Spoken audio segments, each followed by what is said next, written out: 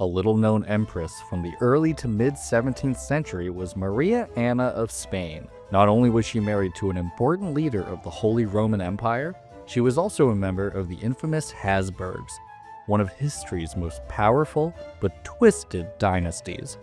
In January 1646, Maria Anna of Spain discovered she was pregnant. After giving birth to 5 children, she likely knew what to expect. But fate had a horrifying plan in store for her. More on that in a bit. Maria Anna of Spain was born on August 18, 1606, and she was the 4th child to King Philip III of Spain and Margaret of Austria. She was their 3rd daughter and one of the only surviving children of the 7 that Philip and Margaret had. Maria Anna was part of the Habsburg family line. Her parents were first cousins once removed, meaning their bloodlines were closely related. Nearly half of Maria Anna's siblings succumbed to various conditions in infancy. Habsburgs were notorious for their intense inbreeding, drawing out extreme physical defects and mental difficulties. This was especially true for the Spanish line of the family, of which Maria Anna was a member. Maria Anna endured a heartbreaking loss at a young age. Her mother, Margaret of Austria, met her demise due to complications during childbirth. Maria Anna was only 5, and her mother was 26. Being without such an important part of her life meant that Maria Anna's life was put in the unchecked hands of her father. Even when Maria Anna was young, her fate within the family was always destined to be a strategic marriage. She was intelligent and knew this would be her path in life. Her father continually searched for matrimonial allies, using his daughter's life as a bargaining chip in international affairs. After a couple failed arrangements, her father's next agreement was with Ferdinand III, the future Holy Roman Emperor. Announced in late 1626, this would be her 3rd and final marriage arrangement. However, there was one unfortunate detail about her future husband. Ferdinand III was her first fiancé's younger brother, and he was also the new heir to Holy Roman Emperor Ferdinand II. The Habsburg habit of familial intermarriage continued, as Ferdinand II was Maria Anna's maternal uncle. This meant that Ferdinand III was her first cousin. The Habsburg grasped desperately for control of as much of Europe as possible. Their goal was to unite it under the Habsburg name, and they tried to accomplish this through breeding and intermarriage of royals. This magnified every health impairment in their bloodline to an extreme extent, and it is highly suggested that it was a factor in their eventual termination. Before the actual ceremony could occur, they had to hash out the details of Maria Anna's marriage. These negotiations lasted for a couple of years, during which Ferdinand III became both the King of Hungary and the King of Bohemia. After several years of intense marriage arrangements, the couple signed the contract in 1628. When it came to her marriage contract, Maria Anna certainly came out on top, as it allocated her a generous inheritance. Though she would become queen of several countries and take on the title of Holy Roman Empress, she would also retain her claim over the Spanish throne. Maria Anna and Ferdinand III remained unmarried even though they had established the contract. Next, she had to travel to Vienna, departing from Madrid in December 1626. She was 20 years old at this point. The seeds of her engagement planted 5 years earlier. Traveling from Madrid to Vienna took longer than a year. To make matters worse, their journey encountered a nightmarish setback. The threat of an Italian peninsula's plague epidemic looming ahead. The ship changed course for their landing spot, Naples. There, Maria Anna finally got her hands on the Golden Rose. With that part of her journey completed, she and her party continued on their pilgrimage to the Basilica della Santa Casa to honor the Virgin Mary. Archduke Leopold Wilhelm of Austria met her in Trieste. He was her fiancé's brother and therefore her cousin. The same day she arrived in the town, Archduke Leopold, soon to be her brother-in-law, filled in as Ferdinand III's proxy. They completed the union. This wasn't quite the marriage that one would expect from two nobles at the time, but it didn't mean that there was any love lost between them. After the proxy marriage, all that was left was finally reaching Vienna and meeting her new husband in person. She was more than ready to do so, but Ferdinand III had some reservations. Word of Maria Anna's beauty had spread, and the portraits he'd seen representing her were stunning. Before the official opulent wedding, Ferdinand III created a plan to secretly view his new wife. When the lord of the household arranged to meet Maria Anna, Ferdinand III accompanied them as an undercover noble. When Ferdinand III saw Maria Anna, he was overcome. Her beauty stunned him. He couldn't help but reveal himself to her. After he did, the pair engaged in a lively conversation in Spanish, as both spoke multiple languages. This was the start of a truly caring relationship. Throughout their marriage, Maria Anna never wondered whether her husband was loyal or not. He was faithful to her throughout their marriage and through 6 children, all of whom were legitimate. Her lovely temperament eased Ferdinand's dark moods. Their marriage was a strong one, both privately, publicly, and politically. On February 20th, 1631, an official marriage united Maria Anna and King Ferdinand III of Hungary, Bohemia. The party was a month-long affair, which felt like a much longer period of time after the year of lead-up to the event. After 2 failed engagements, months of travel, and years of negotiation, Maria Anna was finally a married woman. Maria Anna definitely made her mark at the imperial court. She breezed in, leaving a trail of Spanish culture in her wake. This included Spanish music, fashion, theater, and dance. She did her best to create amicable relations with everyone at the court, especially her husband's family. However, not all of Ferdinand III's family members were receptive to his Spanish wife. Empress Eleonora Gonzaga was especially displeased by Maria Anna. They had a contentious relationship rooted in their power struggle at the imperial court. This, despite Maria Anna's obvious efforts to make a good impression. She diligently invested in the arts of her new home, and she even collected late Renaissance and early Baroque artwork painted by Italian, Spanish, and Flemish artists.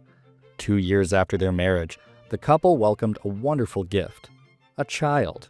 Ferdinand IV was born on September 8, 1633.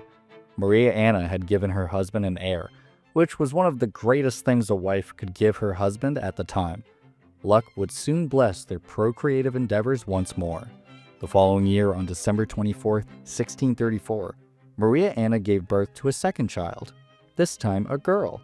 She was named after her mother, but went by Mariana, and she would go on to become just as prolific as her parents during her lifetime. Maria Anna lived with Ferdinand III for several years before his father perished and passed down the role and title of emperor.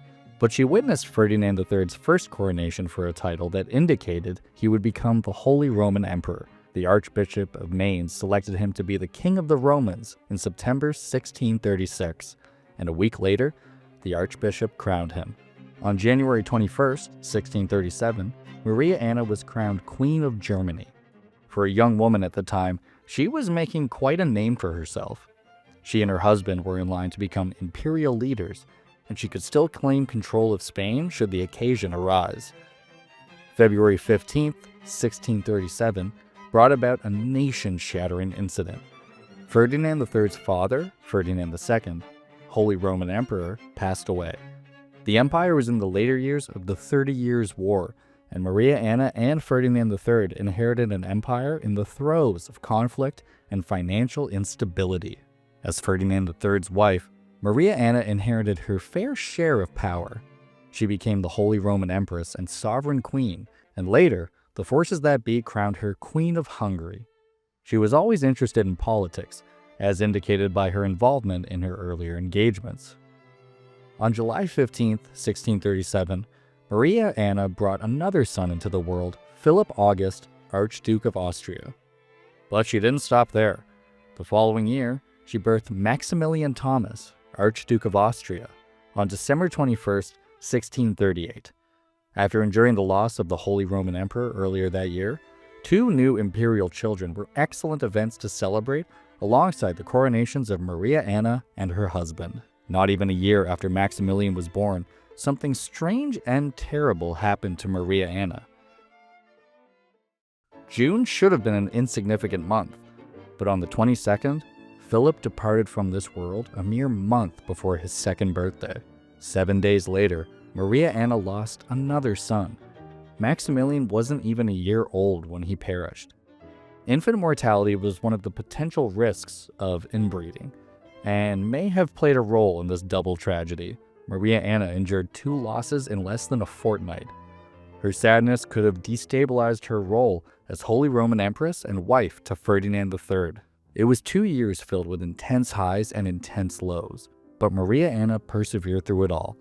She had to help her husband rule an empire, and she didn't let her feelings get the better of her. Her lost children also didn't stop her and Ferdinand III from trying to have another child. Maria Anna carved out an important niche for herself. She was the main arbiter between her husband and their Spanish family members. Many different loyalties pulled at her. Spaniards filled her court, and she often hosted Spanish ambassadors and diplomats. Her presence in the imperial court did wonders to strengthen those ties, as Spain had spent many years supporting the empire when Ferdinand II was in power. Maria Anna and her brother often acted as counsel to her husband. Their impact on Holy Roman Emperor Ferdinand III was very influential to his political movements. They greatly strengthened the bonds between Madrid, Brussels, and Vienna. Ferdinand III trusted Maria Anna and her judgment so much that at one point he named her regent during his absences. During the numerous times when he had to travel to the Kingdom of Bavaria during the 30 Years' War, she took control of the Venetian imperial court. Maria Anna was in Austria with her children as they evaded the encroaching Protestant Swedish forces. They fled back to Vienna, where they hoped to be safe, then briefly escaped to Graz in Austria. When they thought they were safe, they traveled back to Vienna, only to find more turmoil. As it turned out, something even more terrifying was taking over their home. The plague was ravaging the city, and they couldn't risk contracting the illness.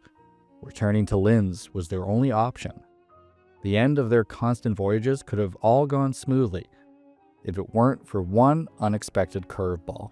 In January 1646, Maria Anna discovered she was pregnant with her 6th child. It was mere months later, on May 12th, that complications arose with her pregnancy. After 5 children, her 6th could have been a simple, straightforward experience. But whether due to the stress of impending invasion or the travel, Maria Anna fell horrifyingly ill. A fever struck her and she bled profusely, which made everyone think there was something wrong with her baby. But when the baby didn't come, Maria Anna began losing to the sudden, painful experience. On the morning of May 13th, Maria Anna succumbed to her illness, which some sources claim was preeclampsia. With great haste, the child was removed from her mother's womb via cesarean section. Thankfully, she was still alive, and they named her Maria after her mother. She was very briefly the Archduchess of Austria until she too met her demise several hours later. Maria Anna and her baby Maria were buried together in the imperial crypt alongside her sons Philip and Maximilian. Maria Anna's loss devastated her children and husband. Ferdinand III was so impacted by her demise that he couldn't bring himself to attend the funeral. It wasn't until he returned to Vienna in August, 3 months later, that he was able to properly pay his respects. Despite Maria Anna's passing not even 2 years prior, 39-year-old Ferdinand III married his 16-year-old cousin, Maria Leopoldine of Austria. They had a single son, whose birth took her from her new husband in 1649. Ferdinand III's sadness saw an end when he met his third wife, Eleonora Gonzaga, daughter of the Duke of Rethel. This time, they were second cousins twice removed. They had 4 children together, one of which was an infant mortality. Maria Anna's life wasn't as short-lived as her fellow Habsburg cousins. She was smart, kind, and beautiful, all of which earned her a high level of respect from her court and her husband. Her early passing was a major blow to Ferdinand III. Her surviving 3 children grew up to become major players in the Holy Roman Empire. Her daughter, Mariana, married King Philip IV of Spain, and she went on to give birth to Charles II, the last Habsburg to rule Spain. Her second son, Leopold I, succeeded her husband and became Holy Roman Emperor. Thanks for watching History Exposé. If you love uncovering the best stories in history, hit like and subscribe to keep exploring with us. Don't forget to visit our main page, Factinate, for more incredible facts about everything.